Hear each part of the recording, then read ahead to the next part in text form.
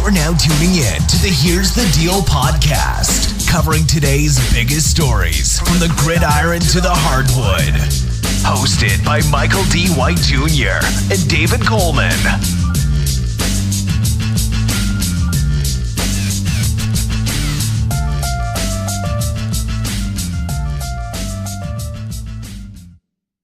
What's going on, everybody? Here we are again, back for another episode of Here's the Deal. I am one of your hosts, Michael White. With me is my partner, David Coleman. Say what's up, man. It's good to the people. How y'all doing this week? Glad to have y'all listen to another episode. You said Kyle Lowry just went out with ankle soreness? Look. Yep.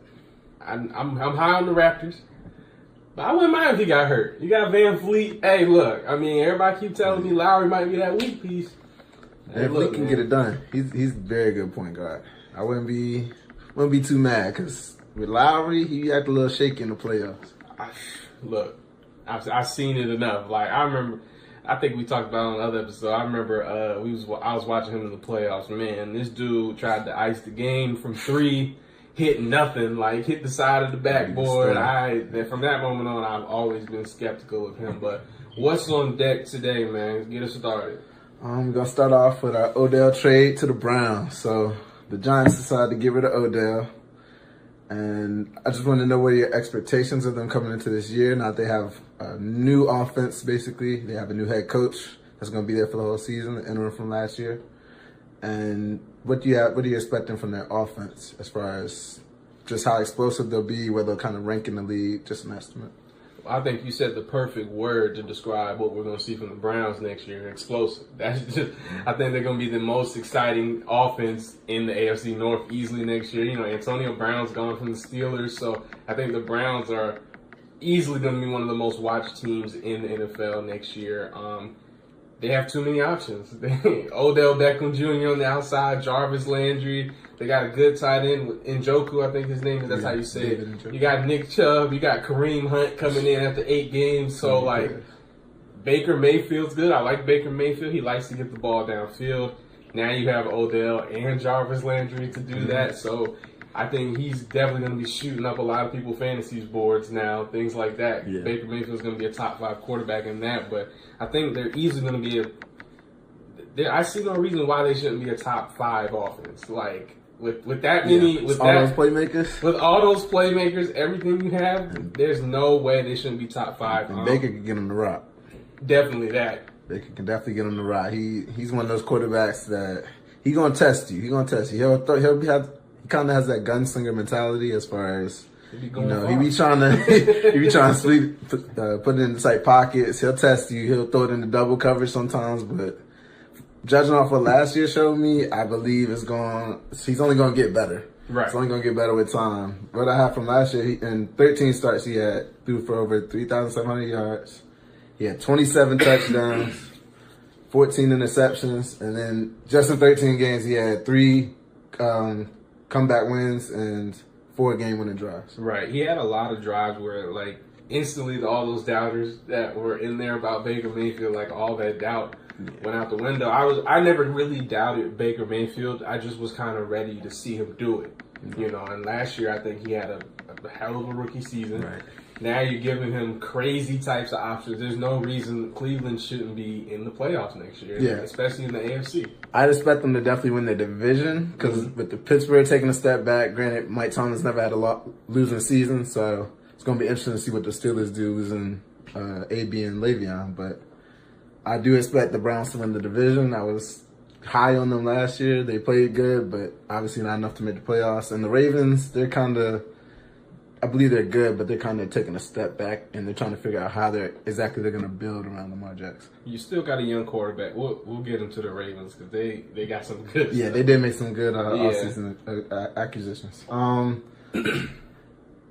Going into our next topic, let's go ahead and talk about the Ravens. So they added a member of the LOB, Earl Thomas. He's coming back from a fractured leg. He signed a 4-year, $55 million contract.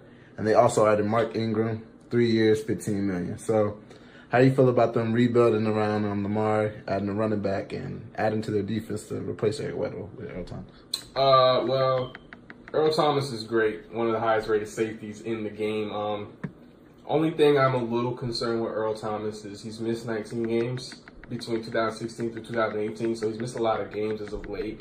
But even though Baltimore was a high-ranked defense last year, they did rank in the bottom half in takeaways. So that's exactly what they bring in a guy like Earl Thomas to hopefully force some turnovers, because they definitely miss them Ed Reed days of getting interceptions like crazy. Earl Thomas doesn't get a lot of interceptions, but I think he'll definitely help that defense, help to cause some turnovers and get the ball back in their offense's hands. Speaking of on offense, you know they're going to run the ball a lot, so why not go get Mark Ingram? First off, 5'9", 215. That dude is built. Pause. Okay, so look, that is a solid. I love that pickup. That's a great pickup for them, especially in an offense where they're going to run a lot. I think he's had 2,000-yard seasons while he was with the Saints. So in an offense with that young of a quarterback, with the style that he plays, I see that Ingram's definitely going to get a lot of carries. He averaged 4.5 carries over his career per carry. So that's a great pickup. Two great signings for the Ravens to help me definitely start trying to build around Lamar Jackson.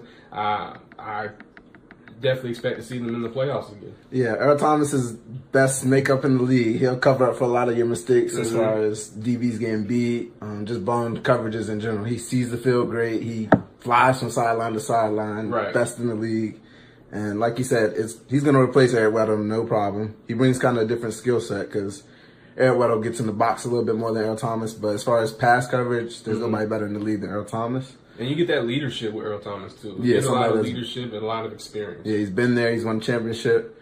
And then you got Mark Ingram coming from New Orleans. He's finally going to get the load, like the fair share of the carries there. Right. Between him and Lamar, obviously, because the quarterback's going to be taking a lot of carries. But he'll be the number one running back there, I assume. And we haven't really seen him in the number one running back role since he's been in the league, because he's always had either somebody else there, whether it's Alvin Kamara, or somebody else. I can't remember who they had in the past for the Saints, but it was Bush, right? It was Bush. Yeah, Reggie Bush was there. Too. Yeah, they've always had kind of pair him with like a speed back or something. Yeah, somebody that can catch a little bit. But I mean, I think he can definitely handle a full load as a running back.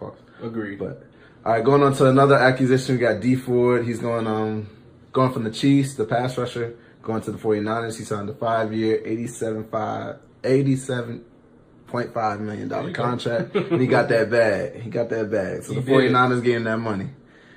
Going on to another acquisition, just a couple of minor things that happened. Just recently, we got an update about Blake Bortles signing to the Rams. Do you have any take on that? He'll get to watch a lot of good football. He'll get to watch. Hey, I think he's there. I think he's there as an insurance policy for when they play the Patriots. Because Blake Bortles balls out against the Patriots. Whenever they play. I mean, long time coming for him to lose that job. Like, I saw it coming. Yeah, with the Jags, yeah. He didn't stand the chance. Hey, he gets to sit back, though, watch a successful team play. Maybe he'll learn some things, get better on Sean McVay. Hey, you never know. Yeah, I say Sean McVay can turn somebody and make them look very good. As far as, I think he can also play, because looking at what Goff did in the Super Bowl, it was a disaster. Right. If they could have had just another quarterback they somewhat trusted, they might have went with that. Man, to be real, would I have trusted Bortles more in that situation? Maybe not, but I guess it's nice to have the option. Yeah. So I can understand it from that standpoint. Yep. So another free agent signing was Chargers signed veteran linebacker Thomas Davis. I think this is going to help them as far as kind of in the playoffs. They were very dependent on their DBs. We heard a lot about their 7 DB sets, and you can't really do that in the playoffs. We had a lot of linebacker injuries. I just think that will help them going forward for next year, a veteran like that. Right. Golden Tate signed with the New York Giants, a 4-year, $37.5 million contract, kind of to replace Odell as that number one receiver in New York. How you feel about that? You're not going to replace Odell Beckham Jr. I don't think Golden Tate's that good, but what you can replace is, Golden Tate is a healthier option. He's only missed one game over the past 5 seasons. So and a cheaper option. Yeah, definitely a cheaper option. Yeah. You lose that wow factor, that big play down the field maybe factor, but you get a solid receiver who's known for being in the games. And also, I don't think he's a number one. I think they're kind of running 2 number 2s out there with him and Sterling Shepard. But, hey, you have Saquon Barkley. if you get any type of competent play from Eli, maybe that's a lot to ask. Right now. I don't see them making the playoffs. The Giants, I just think they've lost a lot, and they're definitely rebuilding. And they're rebuilding on both sides of the ball as far as offense and defense. They let go of a lot of their defensive players. And Landon Collins went to the Redskins, like we said. Vernon Oliver went somewhere as well. So they lost a lot of their players. Olivier Vernon, he went to the Browns. Yeah. Oh wow. That's what I didn't bring up. I gotta say this real quick. Like, another thing about the Browns that I forgot: Sheldon Richardson on the defensive side of the ball locked up to a long-term deal. You got Myles Garrett, Olivier Vernon, like Denzel Ward. He's already proven to be a great corner. All those moves on the offensive side of the ball really shrouded that, but that might be the story next year. That defense taking the next step. I forgot they added all those players. Yeah, man. The Browns are looking pretty serious right now. We'll just have to see how it works out on the field, though. All right, let's talk about another team that added a lot of defense over this offseason. So we got the Packers. Oh, yeah. They signed outside linebacker Preston Smith to a 4-year, $52 million contract. It's coming off a career year where he had 8.5 sacks. They also signed another outside linebacker, Zadarius Smith, 4 years, $66 million. Two players that can really get after the quarterback. And they also added another piece on defense, Adrian Amos, 4 years, $36 million contract, and taking him from the Bears. So taking him away from the division that had the best defense in the league, I believe, the Bears. Right. So Michael, I asked you, how you feel about your team, the Packers? First off, making a change and adding to their defense. First off, there's only one thing I can do right now. Just start clapping. Finally, someone decides in the offseason, you know what? We're going to spend a little money this offseason. We're going to bring some players in that's going to help. I understand the old philosophy, building through the draft and all that. No. But we ain't on that time, son. Right. Aaron Rodgers, look, every time he gets hit, my heart skips a beat. All right? We need to capitalize on this now. So I think these were all great moves. Like you said, Preston Smith, one thing I like about Preston Smith that I was looking up, another guy who's always healthy. He's only missed one game in the last 4 years. He's a playmaker. That's one thing that always hurts the Packers. Yeah, I noticed that too. Injuries. Nick Perry was hurt last year. Clay Matthews is taking a step back. He was hurt at points last year. I like the fact that he stays healthy.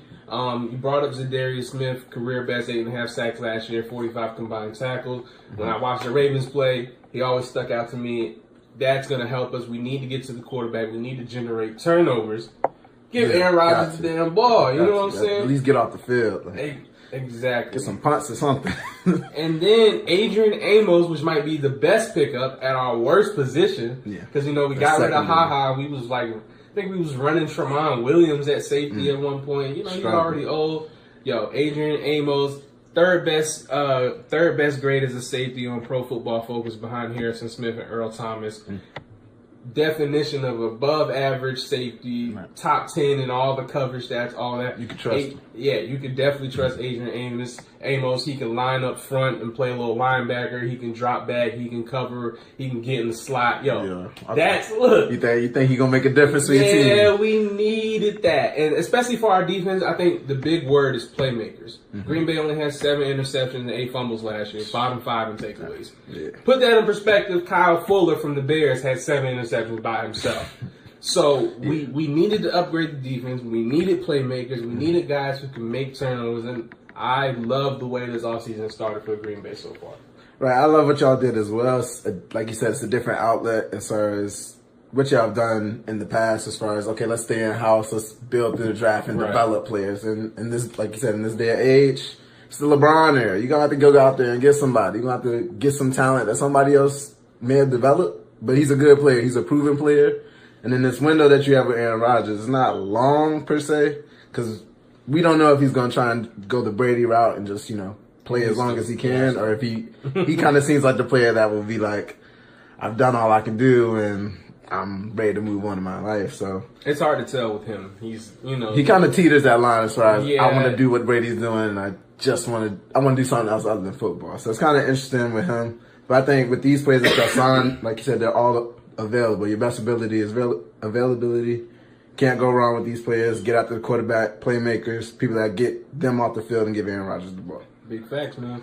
Going on to our last football topic of the day, we have Le'Veon. He signed with the Jets after that long holdout that he had. He signed a 4-year, $52.5 million contract. $35 million of that is guaranteed. Mm-hmm. And the Jets also signed inside linebacker C.J. Mosley, 5 years, $85 million. So I want to ask you about the Le'Veon, being that he's kind of like the last big domino to fall in free agency. Right. And we've been waiting to see what team would take a chance on him, what team would give him the money that he was looking for. So do you believe that Le'Veon's holdout was a success?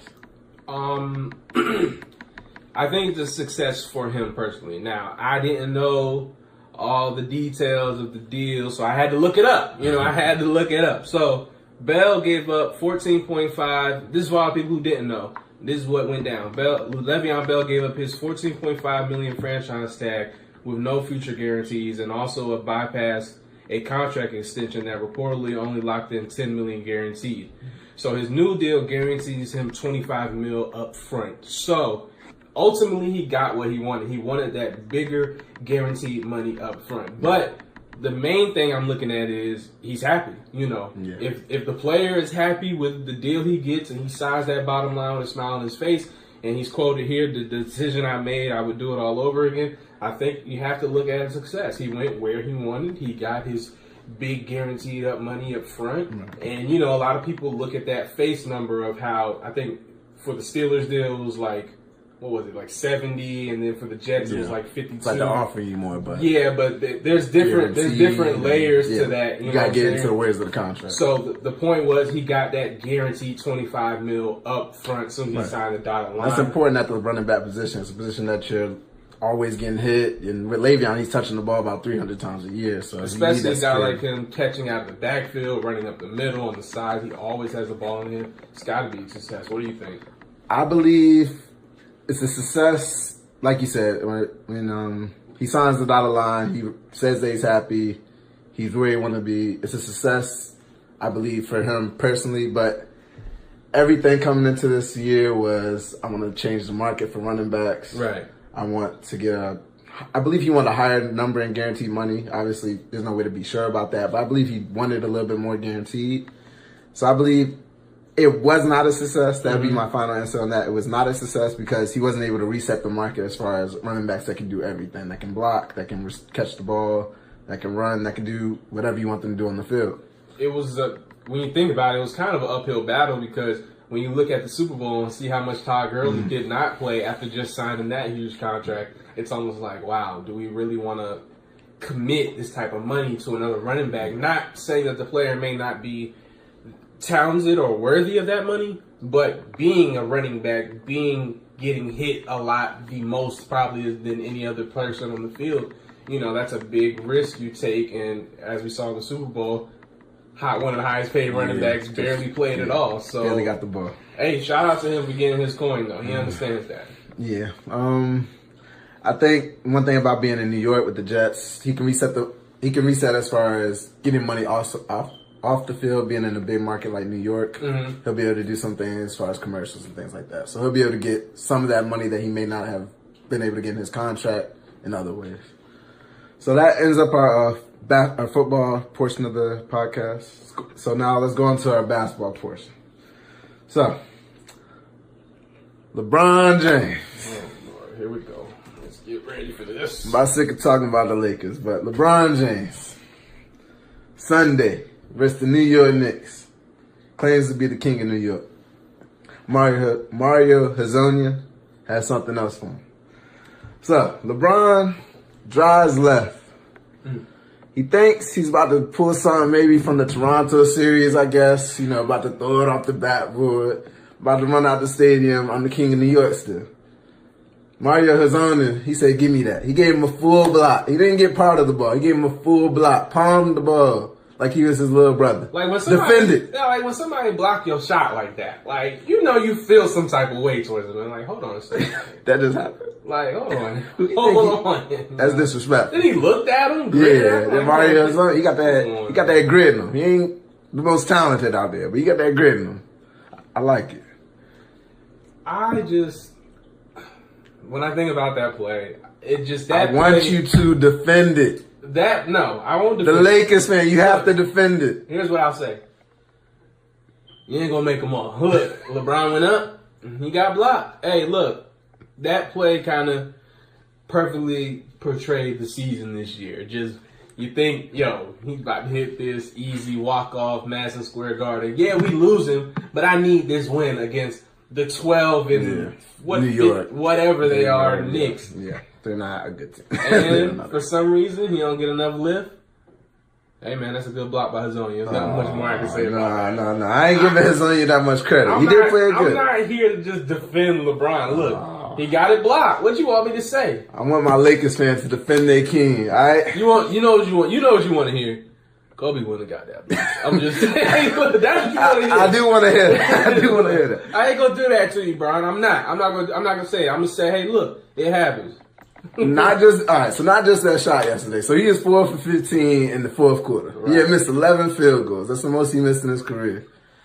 So I'm just gonna start off by saying LeBron has lost a step. I'm gonna still stand by what I said a couple weeks ago. LeBron is no longer a top 5 player in this league. He's great, but he's lost a step. He's not as athletic as he used to be. He's not gonna be able to go over you. We saw that yesterday. He's not always going to get that lift on his shot the way he wants to. He's still best mind in the game, best IQ. He can control the game, but his biggest attribute is starting to fade away. That physicality. Yeah, that physicality. That dominance. Which nobody else has been able to match, but now. Like I said, I've given him the benefit of the doubt this year because of the injury. You know, the injury was serious. For him, it was serious because he never dealt with something like that. You know, 18 games is the most he missed in a season. But even before the injury, you know, there was times where I'd be watching the game and I'm like, dump the ball. What you doing? Yo, stop passing. I get it. You know, you're LeBron, you pass first. I got that. But we don't need that. I need you going to the rack. Every time, I need you holding R2 every time. Every time to the rack. I see what you're saying, though. The athleticism seems to have dropped a little bit. He doesn't seem to be that physically imposing. He's definitely still physically imposing, but just not at the level. It's weird to say this, but last year he was on a crazy level. Life hits you fast, man. Yeah, but the West hit you fast. Yeah, the West hit you fast, and when they watching, when the spotlight. Oh, we're gonna get into the spotlight, but yeah, the West hits you fast. Yeah, because there's no reason that they should be where they're at. They're way below 500 now. I feel like they're fully embracing the tank. They're fully embracing the tank. It might have been a tank job what we saw yesterday. It could have been LeBron being. No, it wasn't. Oh no, we just lost that. That's been us. That's been the whole season. Wasn't no tank. We went out there with full intention on winning the game and lost. That was no tank. That was just straight up at the Lakers this season. Yep. Who was their leading scorer yesterday? New York. Yeah. Was it Dotson? Oh my god! Was it him? Oh yeah. See, just throw the season away. Yeah, somebody. If I have to think about the shut name, LeBron down. It shouldn't have went down like that. If I have to think about the name, yeah, that's it. Yo, who killed us? That's terrible. Was it Knox? But talking about that game yesterday, let's talk about what the media has attacked all day today on all the shows and all. They stay on Bron. They do. So Clyde Frazier, for those who don't know, Hall of Famer, New York Knicks, 2 championships, crazy suits. His suits be on something else, right? Hey, but he can dress. During the game yesterday, LeBron came to the bench and he seemed to be separated from his teammates. Well, according to Walt Frazier, and this was his quote as the camera panned over LeBron. This type of behavior, when you're the face of the NBA, you should be more of a part of your team, Frazier said on the MSG telecast. No matter what is going on in the public, you got to be part of the team. Maybe in the locker room you're not, but you have to exude the type of togetherness in public, folks. And right now, we see he doesn't really care. Okay, first off, I'm going to start, Dave. All right, go ahead. First off, he said LeBron wasn't with his teammates as the camera is pointed on LeBron next to Tyson Chandler. Now, I don't know, maybe you know, but I watch the Lakers quite a bit. Tyson Chandler plays for the Lakers. So I'm like, okay, 2 seats next to him, you find Lonzo Ball and Lance Stevenson. So, I don't know. Maybe me and Walt were watching something else. Maybe we just saw something different. But either way, let's say Walt made a mistake. We see the power of the media. The media ran with this. As soon as they saw that, they ran with it. What were your thoughts of it? My thoughts were, I respect Clyde. Like you say, he's a great player, 2-time champion. But it wasn't his place to say he doesn't care about basketball. It wasn't his place to say he doesn't care about his teammates and things like that, which I believe he does care. He has other things he cares about, but he does care about the game of basketball. He cares about pursuing a championship. He cares about uplifting these young players so they can get where they need to be. And although I say he's not a top 5 player in the league, he's still a damn good player. And like, I'll take him on my team any day. There's no other way to put it. You add LeBron going to the Lakers, LA, your media is always on you. They're going to be coming down on you. Obviously, in New York the other day, the camera's always on. He's in Madison Square Garden. The camera's always on him. I feel like Walt just kind of wanted a headline, wanted to get his name out there. So let me say something, about LeBron. And it's been something that's kind of been trending the whole season as far as him not caring about his teammates. Oh, he sits this far away from his teammates on the bench. So I think it's kind of a headline that he ran with and just kind of wanted to get, a little bit of talk from him. Right. And I would hate to, assume that he's looking for the headline. I just maybe think this might have been a moment of him just taking what he's heard this season so far about LeBron and then just seeing an opportunity, throwing some words out there, and, the context was all types of off. Now, don't get it twisted. LeBron's leadership, I've questioned it. Many in the media have questioned it.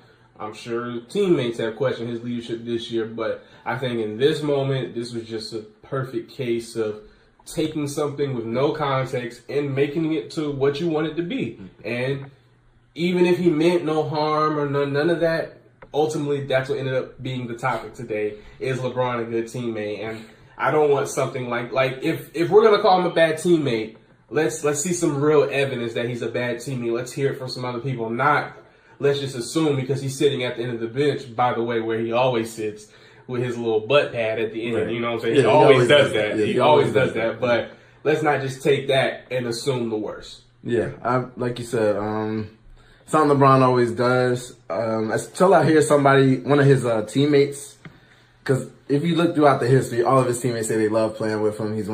He's the best player they've ever played with. He he makes them better. That's what they all say. So until I hear something otherwise, it's hard to blame him when it comes to being a bad teammate towards his teammates. Maybe we'll have more once he retires, but I don't take that in. Honestly, most of the time it's players who haven't played with him. For instance, Kevin Durant, then LeBron is talking. Now, we've seen this season there are some things that may prove that to be true or not, however you may think. I think that's a chess move, though. Yeah. I think that's a chess move. But players who actually play with him, I haven't heard he's a bad teammate or none of that. And I definitely wouldn't think somebody of his stature would be a bad teammate at all. Right. Especially a pass first guy. Yeah, everybody loves that. Yeah. But let's move on from LeBron to something that happened this past week. The Warriors routed the Thunder without KD. Ran them out the gym.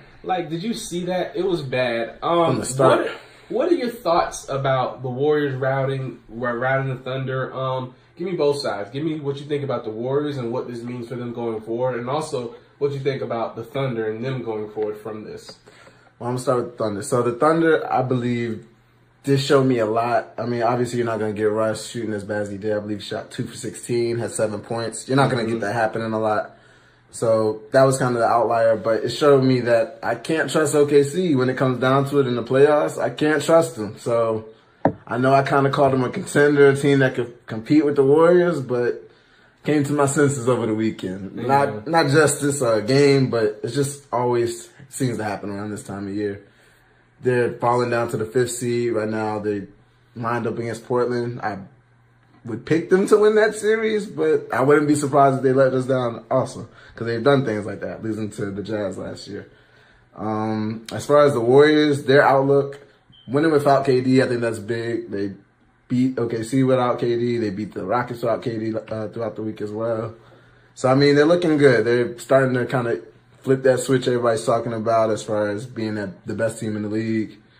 Kind of unstoppable. Boogie's looking great. He's looking great. But the more and more he looks great, it could come back and bite him in the playoffs. Because he's going to want to play those close games down in the playoffs, and they may take him out and try and put Iguodala in there because all the metrics say that they're a better team, and Iguodala's in that with the big four as far as Draymond, KD, Clay, and stuff. So I think it's looking good. The only thing is, would you consider keeping DeMarcus Cousins over Draymond or KD if they have to make that decision? What? Hold on. Would I consider keeping DeMarcus Cousins over Draymond or KD? Or Draymond? I think it's going to be between DeMarcus Cousins and KD. Which one? Because it seems like they run as a better team with DeMarcus Cousins. Just basing off these last couple games. I know KD is a better player, but it's about fit. Hey, look, I'll tell you like this. Give me KD. Give me KD. We'll make it fit. We'll make it work somehow. Okay. That's just me personally. I feel like KD is on a whole other level than DeMarcus Cousins. Because I feel like when they play together with everybody out there, DeMarcus Cousins and KD, I feel like they kind of play like the same role. Mm-hmm. They kind of play in the same areas of the court, so it kind of messes them up as far as flow of the game and where they want to shoot the ball and all that type of stuff. But see, the thing with KD, though, I think you can put him anywhere, though. Yeah. Like, his ability to score and shoot from anywhere, I think, that's an easily fixable problem as far as terms of pace on the court. But, yeah, man, if I had to pick between DeMarcus Cousins and KD, the two-time finals KD. When I watch these games, let me start with the Warriors first. So, good thing for Warriors fans out there. One of the things they've been struggling with is first quarters lately. They've been horrible in their last 10 first quarters. But now the Warriors are plus 47 in their last 4 first quarters. So, they're starting to turn it on. No more slow starts and things like that. They're coming right out the gate. Like, I was watching the OKC Golden State game. I was flipping back and forth between the Duke game. And, like, I flipped 1 second. It was close. Next thing I know, they up 20. So I'm like... They run it up. Yeah, they ran it up. Steph had 33. Clay 23. Big thing, I put a star down on my notes. Draymond actually hit shots. That's going to be key. Look like old Draymond, right? Yeah, he looked like old Draymond. I think he was like 9, 8, and 7 or something like that. We can do that. We can live with that. But that's Draymond, though. Yeah. That's what you need. You need him hitting shots, or that is going to get exploited, and that's been one of their problems this year. Draymond hasn't been his normal hitting shot self. A lot of people are starting to say that he's starting to decline physically and things of that nature. If he's hitting shots, they're already tough enough to beat. They're unstoppable. If Draymond Green is hitting shots, you're not going to beat them. So, ultimately, when I think about the Warriors, they're starting to round into form and get ready for this playoff push. Cousins has been impressive lately, like you said. I was watching that game against the Rockets where he was dominating Capella. Like, he was making a lot of shots. I don't know if he's going to keep that up in the playoffs. I mean, if he gives them a game or two in the playoffs like that, that's going to be big. Yeah. Also, KD wasn't there then, so I feel like once you add KD back to that, he's not doing what he's not getting them opportunities like that. Yeah, because they had a lot of assists as well. So it's like they're kind of running their offense through him.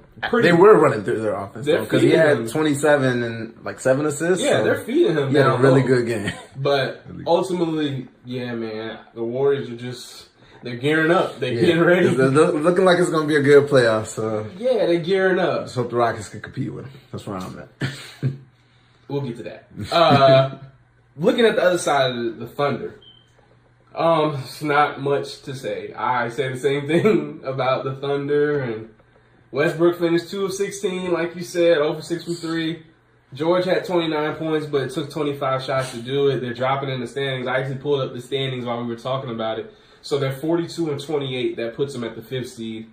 Utah is 41 and 29, game behind them. Spurs right there. Spurs have the same record, 41 and 29. And don't look now, the Clippers are 41 and 30. So tough. Only a loss is separating them pretty much. 2 losses from the 8th seed. Yeah, man. Like that's gonna look so bad, man. Like I can't see that. I can't see them playing the Warriors first round and then the 3rd seed the whole season. I wouldn't mind seeing them drop to the 6th and play Houston. That's the series I want to see. No, they didn't stay right at that 5 seed. Play Portland. We'll beat everybody but the Warriors. The Rockets will beat everybody but not but the Warriors. The only team that we may lose to is the Warriors. Yeah, I kind of agree. I think y'all handle the Thunder. Yeah, we'll handle them, but I'd rather see them play. I want them to play the Warriors before we play the Warriors, because as far as we being the Rockets. You need Westbrook to tire him out. I need him to tire him out. I need a little bit of motion. I need Paul George way down on KD, Russ, go dunk on Steph. Like, I need it all. You need them a little. I need y'all to make Steph and Clay. I need them to run a million miles that series. Wear them legs out. Make them, get into a shooting slump by the time we play them. That would be perfect for y'all. But overall, back to the Thunder. I got to see it in the playoffs. Like I told you before, like I keep saying, when it comes to the Thunder, they're at the point where I'm not judging you what you're doing in the regular season. So what? You got routed by Golden State without KD. That sucks. But okay, that happened. But what are you going to do in the playoffs, Russell Westbrook? What are you going to do in the playoffs, Paul George? You know what I'm saying? Yeah. So that is ultimately where I'm going to judge them. And honestly, I think they're going to disappoint me again. But, hey, let's see if I get proven wrong. Mm-hmm. But moving on from the Warriors routing the Thunder without KD, that's sad. The Philadelphia 76ers beat the Bucks the other night. We had career nights from Giannis, 52 points, 16 boards, Embiid, 40 points, and 15 rebounds. But that leads me to ask you this question. Foreign players. With this win, are we overlooking the Sixers at all in the East? I believe we are, because Joel Embiid, he's the best center in the league. He's the most dominant center. He does it on both ends of the court. I agree. You saw him out there. He was mixing Giannis at the three-point line. Sad. He can do it all. There's nothing Joel Embiid can't do on the court, honestly. And there's nobody as big as him out there. So I think we are overlooking them. Ben Simmons, him not having a shot, it's somewhat overblown because everybody else on their team can shoot. Right. Joel Embiid, you don't want him taking threes, but he can make them. Right. And Ben Simmons just has to play that role as far as crashing the rebounds. We saw a couple times he got a couple putbacks. He dunked on Giannis right after he got dunked on. So he has that dog in him. I don't think he's going to have another blemish like last year where he has 1 point, he throws the ball up because he doesn't want to shoot the free throw, things like that. I don't think we're going to see that this year. I think that's just his rookie jitters as far as, first time in the playoffs. Tobias Harris, he's been a really good addition. I think come playoff time, the key is Jimmy Butler going to be that player that we're accustomed to seeing him be. Because so far he's played good, but he hasn't been the Jimmy Butler we know. Right. Like that first week or two that he was with them, he hit like 1 or 2 game winners, I believe. So that was the Jimmy Butler I'm used to seeing. Obviously he's going to bring it defensively, but offensively I need you to be that guy that late in the games, fourth quarters, I need you to drop 20, 25 points throughout the game because come playoff time, they're going to need that from him. So I think we are overlooking them just a tad bit. As far as overlooking the Sixers, I don't think I'm overlooking them. I consider them top 4, so I don't think you're overlooked if I consider you top 4. One thing I did write down, I have to see it in the postseason, though. I need to see them beat the Celtics. I need to see them get past that hump. The Celtics are their kryptonite. I need to see what they do in the postseason because they got a lot of parts. Even though I do love their starting 5, like I said, that could possibly be the best starting 5 in the league. It's arguable, but when you get nights like this where everybody's going off, they can score with anybody. Tobias Harris, like we already said, can shoot, take it to the rack. Jimmy Butler has his nights. You have Embiid, the best center in the league, which I agree with you with. You have Ben Simmons, who has his nights where, he looks like, a more polished player on the offensive end. But, yeah, I just need to see it from the playoffs from the Sixers. I think they're one of the top 4 teams in the East. I think they'll definitely be a lot more competitive than they were last year. But as far as being overlooked, I don't think they're being overlooked. I think they're rated about where they should be. I still have my concerns about their bench a little bit when it comes to like playoff time and who's going to really prevail and, come out and actually perform. So that's how I feel about the Sixers. Shout out the Freak, by the way.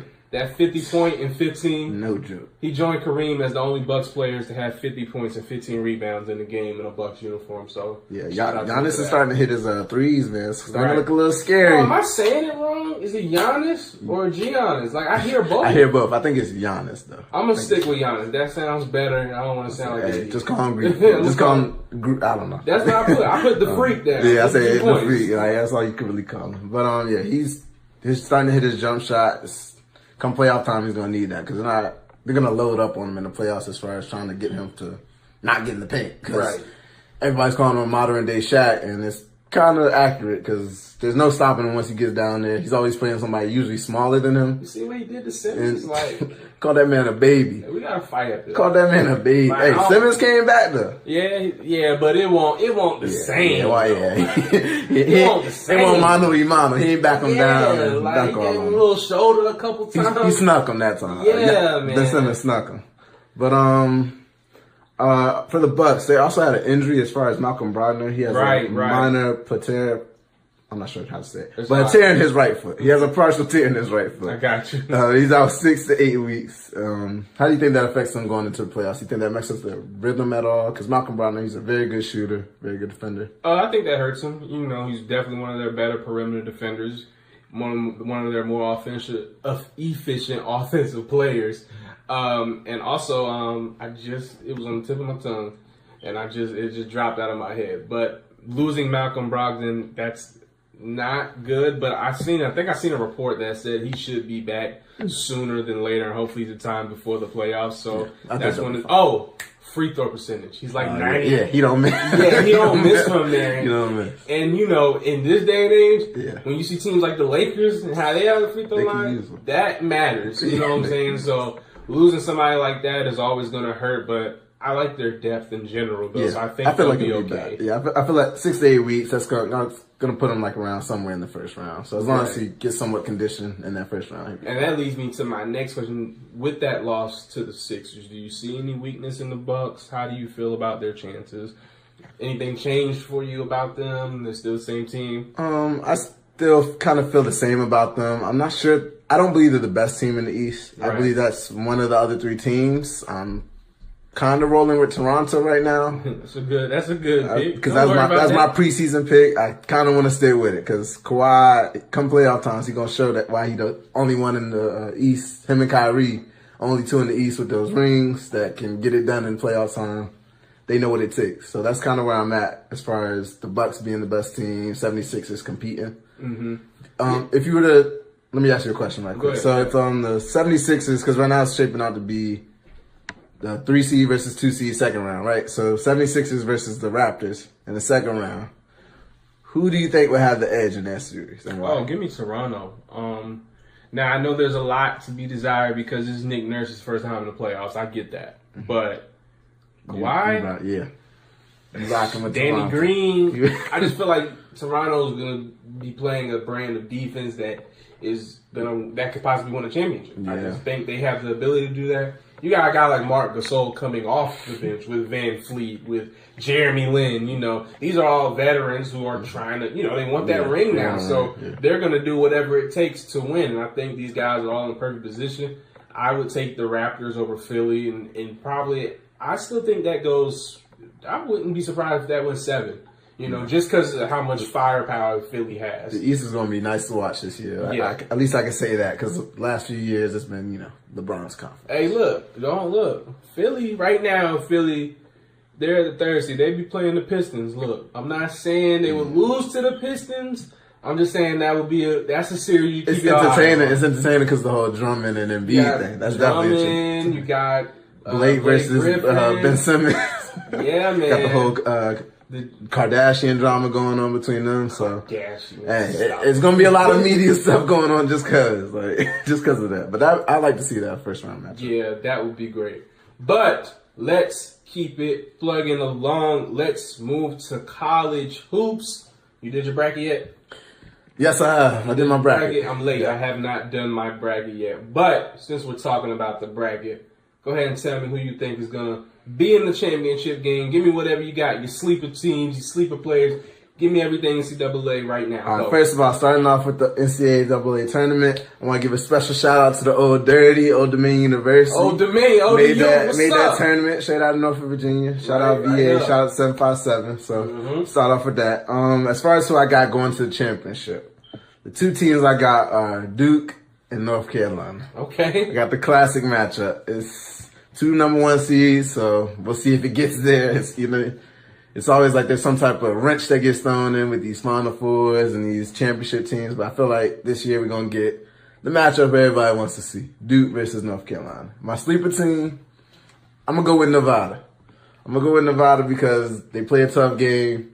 They got a lot of great scores, a lot of great shooting on their team. I think they can make some noise. They can maybe able to go to a Sweet 16, maybe even Elite 8. All right. On my side, now I promise you, people, we did not see each other's predictions, none of that before.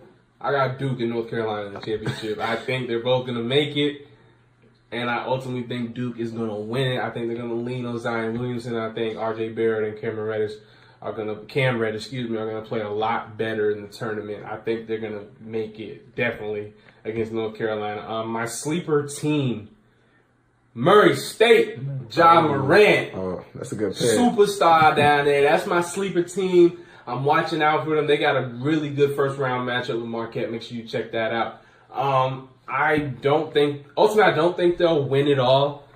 They got Gonzaga in their bracket, Florida State, so it's going to be some tough teams over there. If he can make some noise, he can move up in the draft or something. Though. You're definitely going to see what you've been missing if you ain't been keeping up with Ja Morant, and you'll see why he's definitely a top 5 pick. But right. Yeah. Go ahead. As far as college basketball, I wanted to say one thing. Go ahead. Zion came back first game from being off an injury against Syracuse against the AC in the ACC tournament. Dropped 29, 14 rebounds, 5 steals. The man shot 13 for 13 first game back. The only blemish he had was from the free throw line. He was 2 for 9 from the free throw line. Yeah. So one thing we gotta keep on. We gotta fix that. But for the season, he's shooting 69.3% from the field, which is ridiculous. Damn near 70%. And then from 3, he's shooting 31%. From the free throw line, he is 65.4%. So that's the only blemish in his game right now, is that free throw percentage. But shooting 70% from the downfield throughout the whole season? Yeah, he's Who's gonna stop this man? He's a bully. He gonna come in the league shooting 60%. Man, see, that's why with Zion, yo, it's like I just need to see him in the league. Because I got to see, like, when you watch him in college now, you see how easy he can dominate it physically. Yeah. You know what I'm saying? Grown man.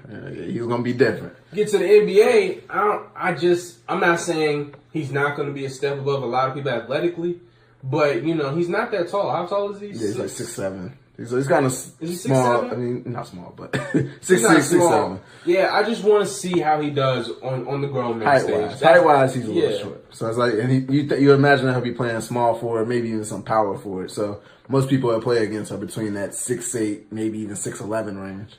NBA spacing is definitely going to help him. You know, it's going to be a lot more spread out. You're not going to see all these zones that's like Florida State was throwing at him. He go through 3 people. It don't matter. Man, dude, like that game winner, I think it was against North Carolina. He got the putback. Got the putback, like touched the ground less than a millisecond and was back up above the rim, laid it in like. It's ridiculous. Like, dude is a freak. If you had any questions about who the first pick is, it's definitely confirmed that it's Zion. Oh yeah, it shouldn't. It's not even a thought at this point anymore. It's ridiculous. But moving on to the last segment of the show today, my man David came up with our top 5 tonight. So tonight we will be doing our favorite, not top, our favorite all-time starting lineup. And you know, wait, before we start, did you want to do a 6-man? I can think of a 6-man in my head right now. I can do a 6-man right quick, yeah. We can do a 6-man right quick. You want me to go first? You go first. You go first. Okay.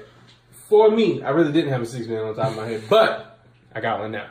For me, if I had to choose a 6-man for my team, I'm going to actually choose a 6-man too. Give me Manu Ginobili. Give me Mr. Originator of the Euro. Give me that. Give me that guts and glory. Give me that Spurs mentality. I'm going Manu Ginobili for my 6-man. Where you going? For my 6-man, I'm going to have to go. I'm not sure if I'm as witty as we would picking a 6-man.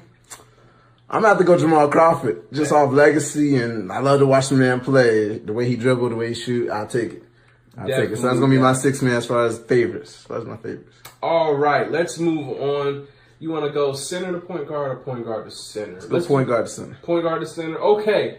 My all-time favorite point guard who will be starting for my lineup is Mr. Baron Davis. Come on, son. Baron Davis. If you don't know about Baron Davis, you should know. Get on YouTube right now. Baron Watch Davis. those highlights. Yeah, he was a problem. Most of y'all probably remember him famously being on the 8-seeded Warriors that beat that Mavericks team that was supposed to win the championship. Baron Davis was one of those big guards who could get through, dunk on anybody. He could shoot. He could pass. He could do it all. Always loved Baron Davis growing up. Who's your point guard for That's a great pick.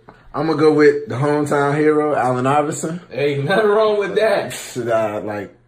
Growing up, this is who everything I did, the crossover, the headband, the arm sleeve, even had the rebound answers, everything. It was all Iverson when I was growing up. So he got to be my point guard, my all-time favorite point. Hey, I will never argue Iverson anytime. Somebody who walked in right now and told me Iverson greatest player of all time. No arguments from me. Right. Got it. Moving on to shooting guard for my team. No surprise. Kobe Bean Bryant. Or what else is there more to say? 5 championships, classic fadeaway I always used to do in the gym. I still got that. It's Kobe. I gotta pick Kobe. Come on, man. Nothing's better than a Mamba mentality. And as a Laker fan, we missing that right now. So I'm going Kobe Bryant. Okay, another great pick. I'm gonna go with Dwayne Wade. Oh my gosh. The best player in Miami Heat history. 3 championships. Respect. All-time leader in blocks for a guard, passing Jordan a few days ago.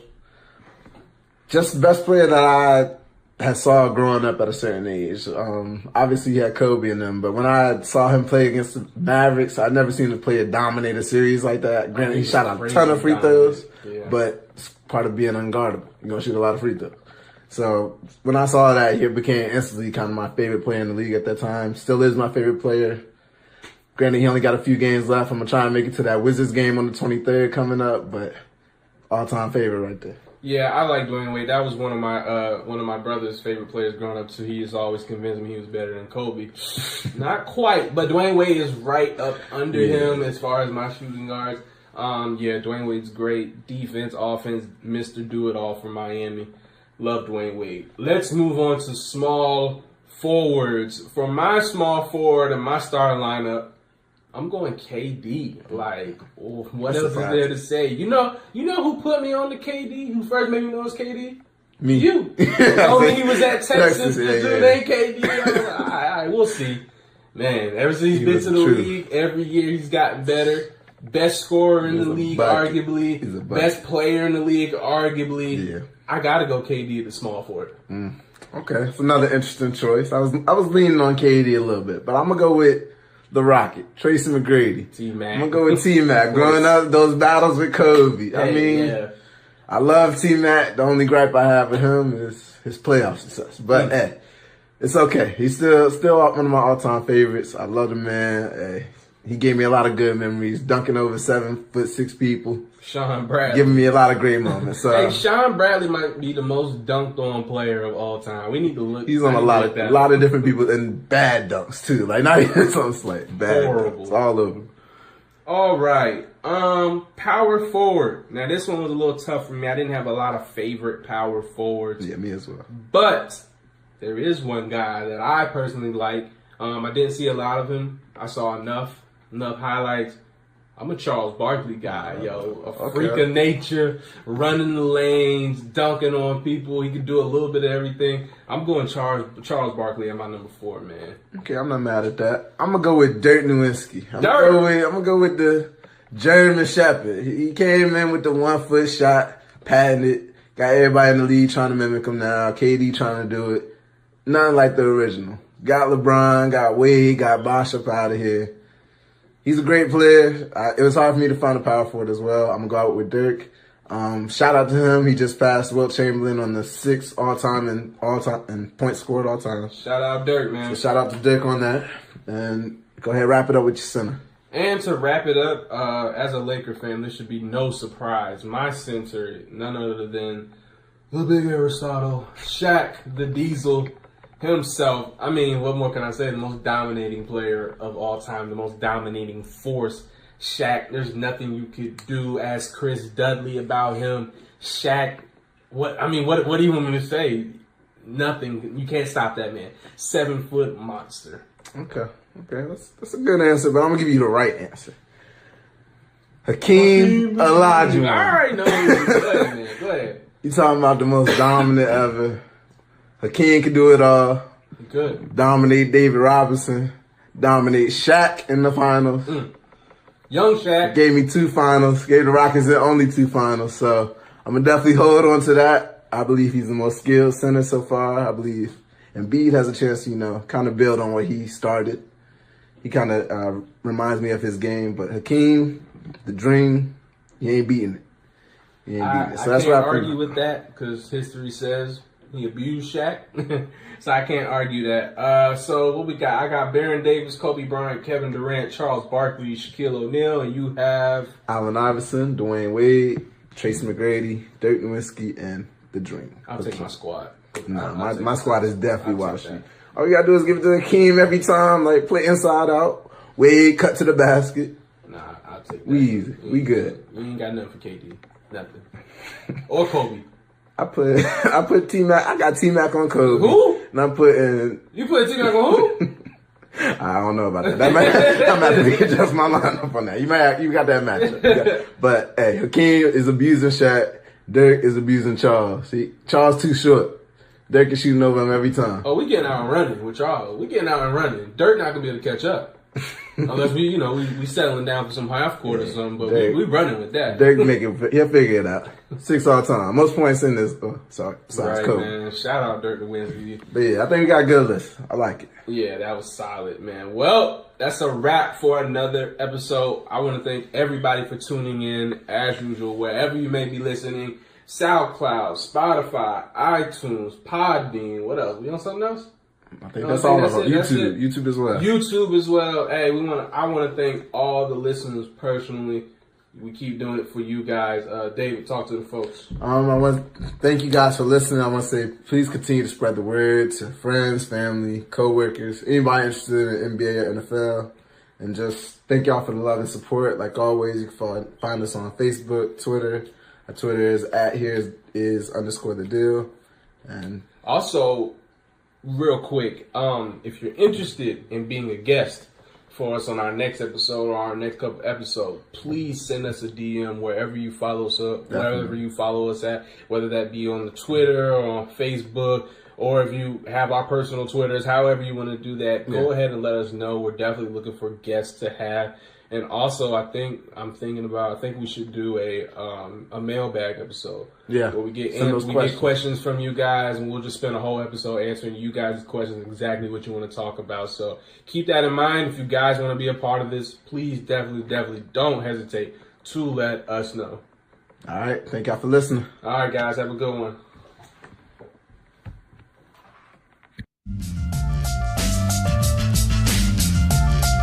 Thank you for listening to Here's the Deal podcast. Tune in for next week's episode. And don't forget to add the Here's the Deal podcast Facebook and Twitter pages.